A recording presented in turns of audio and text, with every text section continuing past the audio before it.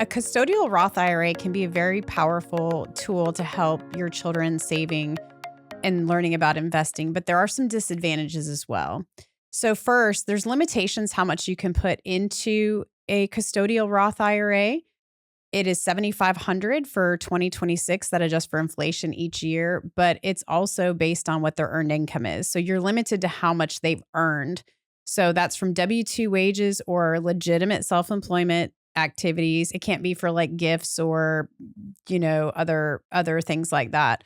So let's say they earn $4,000 for the year, but the limit is 7,500. They can only put 4,000 in there. So what some parents will do just to start getting them invested and looking at that is if your child has a summer job, for example, a W-2 paid job, et cetera. Some parents will gift money into the custodial Roth IRA up to the amount that they earned. So that way they still have the spending money, et cetera. So there's still some disadvantages to that as well. You just need to make sure that I know sometimes you have maybe your child is employed through your business. That is highly scrutinized by the IRS. You just want to make sure it's legitimate work and, everything's documented properly. It's legitimate work. So also when you're putting money into custodial Roth, it's a custodial account. So by nature, they will automatically get that money at the age of majority. Most states are age 21, some are age 18, and then you can designate on there. So that means that, no matter what at those ages, they take over the account. So whether they're responsible or not, they will be managing those accounts. That is also considered a completed gift. So once you put the money in there, you can't take it back out.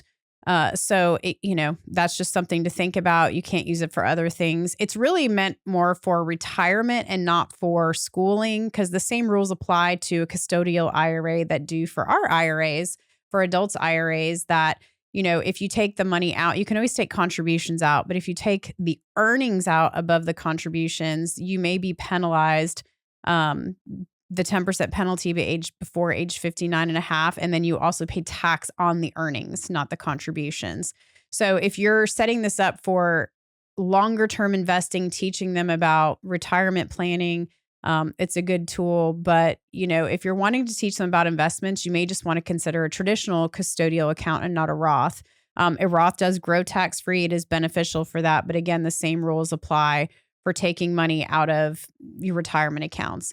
Another thing just to think about is when a child has assets in their name, it goes against for FAFSA planning. What I mean by that, it counts as a higher amount, whether they have a custodial account or a Roth custodial account. It just, it counts more towards their assets overall, and they may have less benefits in FAFSA planning for loans and the like. I don't know that I would use that, that I would circumvent that completely. It's just something to think about.